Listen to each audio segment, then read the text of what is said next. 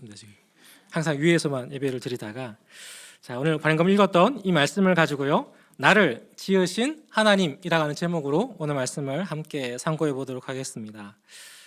성도 여러분, 우리는 하나님 앞에 예배드리러 이 자리에 나와 있습니다. 그리고 우리는 하나님께 예배를 드리고 있습니다. 그러하기에 우리는요, 날마다 우리 예배 속에서 하나님을 더 깊이 알아가는 그러한 귀한 믿음의 고백들이 넘쳐날 수 있어야 되는 것이 우리 예배의 목적입니다. 그렇다면 자, 우리가 하나님을 알아야 되잖아요.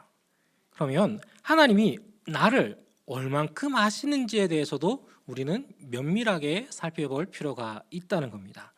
오늘 우리가 읽었던 이 본문의 이야기를요, 이 시편 139편의 전반적인 내용을 보다 보면 하나님께서 우리를 어디까지 아시는지, 또 우리를 언제까지 우리와 함께 하시는지에 대한 부분들을 이 시편 기자가 정말 아름답게 표현하고 있습니다. 하나님께서는 우리의 어디까지 알고 계실까요? 참, 이렇게 얘기하면 갑자기 다들 어디까지 아실까나 라는 생각이 듭니다. 자, 결론만 얘기해 드리면요, 다 합니다. 다. 우리 경상도 말로 마카. 네, 싹 다 아시죠? 그렇죠? 근데 그 알을 우리는 간혹 잊어버립니다. 어떻게 잊어버리냐면, 사람의 눈을 가리거나 사람의 눈을 피하면 우리의 마음과 우리의 생각을 하나님이 과연 하실까? 이 정도는 좀 덮어주시지 않으실까? 라는 그런 생각들을 참 우리가 스스로 자문자답하는 경우들이 참 많이 존재합니다. 하나님은 어디에 계시는가? 라는 이 질문에 우리는 이미 그 답을 알고 있죠. 우리 하나님은 어디 계십니까? 교회에 계실까요? 하나님 나라에? 어디 계십니까? 언제나 우리와 함께 하십니다. 우리 안에 거하시고요. 그 하나님이 우리의 모든 일상의 환경들을요, 모든 일상의 모습들을 다 보고 있습니다. 그러면 좀 이왕 보고 있으면 말씀 좀 자주 해주시면 좋을 건데, 그죠? 근데 우리는 그 말씀을 듣고자 하지만 우리는 어떠한 모습으로 하나님 앞에 그 말씀을 대하면서 나아가는 자세들이 우리 모습 속에서 참 많을까요? 우리는 하나님의 말씀을 대할 때도, 하나님의 말씀을 읽을 때도, 하나님의 말씀을 받을 때도 내가 중심에 서 있는 경우가 참 많이 존재합니다. 하지만 오늘 시편 기자는 이 모든 상황 속에서 하나님이 나를 아시고 하나님이 나를 지어주셨고, 또한 하나님이 나를 이끄셔서 내가 어떤 자리에 가더라도 하나님께서 나의 손을 놓지 않으리라 라고 하는 이 고백이 1절부터 10절까지 언급되어진 이 말씀 속에서 우리에게 보여주고 있습니다. 말씀해 보면 9절과 10절에 보면 내가 새벽 날개를 치며 바다 끝에 거주할지라도 거기서도 주의 손이 나를 인도하시며 주의 오른손이 나를 붙드시리다 라는 성경 구절이 있습니다. 여기서 말하는 새벽 날개를 치며 바다 끝에 거한다 라는 이 말의 의미는, 이 원어적인 의미와 그리고 또 문자적인 의미들을 해석하면 정말 세상의 끝자락에 가 있을지라도, 그 끝에 가 있을지라도 하나님이 나를 기억하시고 나를 붙잡고 계신다라는 그러한 믿음의 고백인 것입니다. 여러분은 혹시 일출을 보신 적이 있으신가요? 아침에 해가 뜨는 모습. 저는 그 군 생활을 하면서요, 정말 지겹도록 많이 봤거든요. 배를 타다 보니까 아무것도 없는 망망대해에서 일출을 볼 때가 있습니다. 처음 망망대에서 일출을 봤을 때 정말 넋을 놓고요, 이 표현이 정확한 표현일 거예요. 넋을 놓고 50분을 그냥 가만히 입 떡 벌어지게 봤습니다. 이 땅에서 보는 거하고요, 바다 한가운데서 보는 거하고는요, 차원이 다릅니다. 기회가 되신다면, 기회가 되신다면 제주도 여행 갈 때 이럴 때 배 탈 수 있거든요. 새벽에 일어나셔서 볼 수 있어요. 자, 그런 기회가 되신다면 한번 봐보세요. 정말 입에서 절로 터져나오는 얘기가 뭐냐면 하나님이 이 세상을 창조하셨다는 그 말을 바로 고백하게 되어져요. 정말 아름답거든요. 근데 제가 왜 이야기를 꺼내냐면, 해가 뜰 때 보면은요, 갑자기 빛이 반짝거리면서 이 수평선을 향해서 양쪽으로 끝까지 빛이 달려요. 그리고 끝에 딱 부딪히는 순간 해가 점점 떠오르기 시작합니다. 그 끝이 시편 기자가 얘기하고 있는 바다 끝, 세상 끝이라는 그러한 의미일 건데, 그것은요 바다 한가운데서 보면 아름다워요. 하지만 아무것도 존재하지 않는 곳입니다. 그러한 곳에서도 우리 하나님께서는 우리 혼자 놔두시지 않는다고 합니다. 그 하나님은 우리를 날마다 돌보고 돌보셔서 우리의 삶을 주님이 원하시는 그 은혜의 자리 가운데 세우기를 즐거워하시는데요, 그러하기에 우리 하나님은 우리를 너무나 잘 알고 계시기에 우리의 나약함도, 우리의 어리석음도, 우리의 죄악된 모습조차도 우리 하나님은 다 알고 계심에도 불구하고요, 우리를 위해 날마다 하나님의 은혜를, 하나님의 말씀을 더하여 주고 계십니다. 왜 하나님은 우리에게 이렇게 끝없는 사랑을 지속하여서 베풀고 계실까요?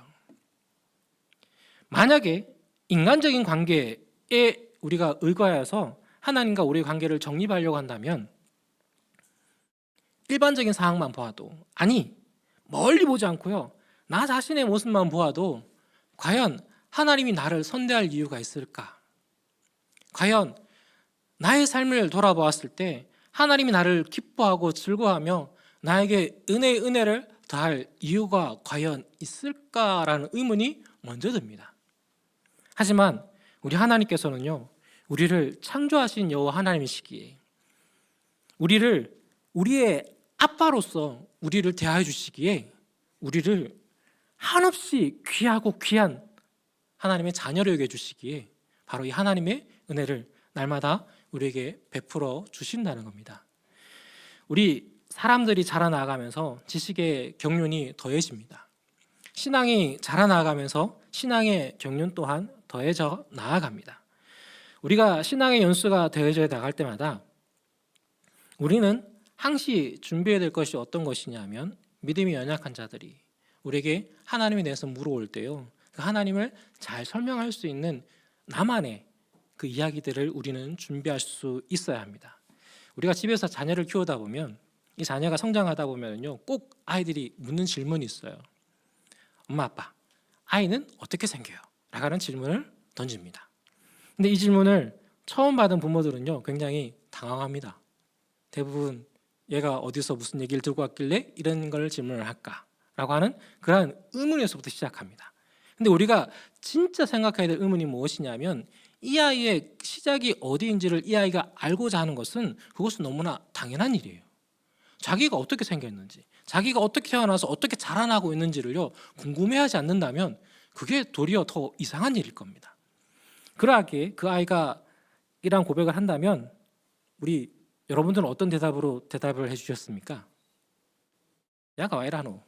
혹시 이런 말로 이렇게 치부해버리고 멈추지는 않으셨나요? 아니면 흔히 우리 얘기하는, 너 저기 어디 다리에서 주워왔다, 제발 이런 얘기 하지 마세요. 이런 얘기 하시면 안 돼요. 그리고 또 조금 더 나가신 분들은, 조금 이제 동화책을 읽거나 이러신 분들은 황새가 물어봤다, 이런 얘기를 하시는 분들도 간혹 존재합니다. 이야기를 모르시는 분들도 있을 수도 있어요, 그렇죠? 이 동화를 모른다면. 하지만 우리가 진정 알려줘야 되는 것은 어떤 것이냐면, 하나님이 너를 너무 사랑하셔서 엄마 아빠에게 은혜로 주신 그 믿음의 자녀라는 것을 잘 알려줄 수 있어야 돼요. 근데 이게 설명하기가 쉬울까요? 결론만 얘기하면 어렵습니다. 저희 애들도 저에게 물어보면 여러 가지 이렇게 생물학적인 얘기부터 시작해서 애들이 유치원에서 배우는 게 있거든요. 이 어린이집이나 유치원에서 배우는 정자와 난자의 그 여행 이야기 이런 거 해가지고 알려줬는데 애들은 뭐라 그러냐면 다 안다 그래요. 그거는 다 안다 그래요. 그럼 알고 라고 얘기를 해요. 그러면 이제 그 다음 제가 할 수 있는 방법이 뭘까요? 성경적인 근원으로부터 시작을 해서 성경적인 이야기를 통해서 하나님이 어떻게 지으셨고 이야기를 예전에 한번 우리 큰애들한테 해줬어요. 그랬더니 애들이 뭐라고 얘기했냐면 이해를 했대요. 갑자기 시간이 좀 길었거든요. 설명하는 시간이 더 이상 안 되겠다 싶었는지 이해를 했대요. 네.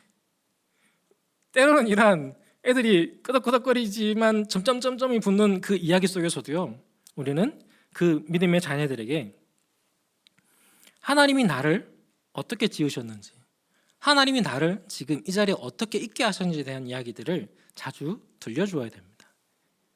아마 우리 조금 연배가 있으신 우리 권사님, 집사님, 장로님들은 예전에 신앙생활을 하면서 어려웠던 그 이야기들을 혹 자녀들에게 자주 전해주십니까? 그 어려운 시기에 어떻게 신앙으로 그 어려움을 돌파했는지. 저는요, 할 수 있다면 자녀들에게 많이 들려주십시오. 그리고요, 할 수 있다면 그 남겨놓으시는 것도 하나의 방법입니다. 왜냐하면 그러한 내 부모가, 내 할머니, 할아버지가 어떠한 믿음의 삶을 살아가면서 그 믿음의 환난 가운데, 질고 가운데 그 믿음을 가지고 어떻게 그 일들을 돌파했는지를 전해주었을 때요, 그 자녀들은 그것을 듣고 무엇을 생각을 할까요? 그냥 단지 그때는 옛날이고 이렇게 얘기할까요? 처음에 들을 때는 그렇게 얘기할 겁니다. 근데 두 번, 세 번 떼어주면은 그냥 한 귀로 듣고 한 귀로 흘릴 거예요. 하지만 그 이야기가요, 머릿속에 남아서요, 자신에게 어떤 어려움이 닥쳤을 때 부모님의 이야기를, 할머니, 할아버지의 이야기를 기억할 겁니다. 그리고 주님 앞에 나아가 무릎 꿇을 겁니다. 그러하게 우리는 우리 믿음의 자녀들에게 나의 신앙의 그 삶의 모습들을 우리 자녀들에게 잘 보여주고 잘 가르쳐줄 필요가 우리에게 있다는 겁니다. 왜냐하면 이 땅에는 마지막이 있습니다. 우리 그리스도인들에게 있어서 마지막 날은 어떤 날일까요? 세상 사람들은 종말의 때, 마지막 때 이렇게 하면 두려움의 날입니다. 하지만 우리 그리스도인들에게 있어서는 그 날은 영광의 날이고 은혜의 날입니다. 만약 우리가 지금 살아있는 이 시대에 종말이 온다면 우리에게는 어떤 은혜가 임하게 되어질까요? 죽음을 맞지 않고 하나님께로 나아갈 수 있습니다. 죽음을 맞지 않고 하나님 나라에 들어가 영원한 은혜 가운데, 평강 가운데 거할 수 있는 것이 그 마지막 때에 허락되어지는 은혜라는 거예요. 허나 세상 사람들은 그 날을 굉장히 두려워합니다. 왜냐하면 그 다음에 무엇이 있는지 모르고요, 그 일들 속에서 어떠한 것이 나에게 베풀어질지 자기 안에 확신이 전혀 없기에, 어떠한 지표도 존재하지 않기에 그들은 두려워 떱니다. 우리가 오늘 읽었던 본문 속에서도 시편의 기자는 8절에 이와 같은 얘기를 해요. 내가 하늘에 올라갈지라도 거기 계시며 스월에 내 자리를 펼지라도 거기 계시나이다 라고 고백합니다. 여기서 말하는 스월은 지옥과 동일선상에서 봐도 돼요. 그러니까 굉장히 큰 환난 가운데, 어려운 가운데, 질고 가운데 놓여 있을 때라도 하나님은 나를 떠나시지 않는다라는 그런 믿음의 고백을 우리에게 보여주고 있습니다. 나를 지으신 여호와 하나님이 나의 평생의 삶 가운데 언제나 우리와 함께 하십니다. 그리고 나의 삶 속에서 주님 베풀어 주시는 그 은혜로 말미암아 한 날의 삶을 살아낼 수 있는 그 은혜를 하나님께서 우리에게 공급하여 주십니다.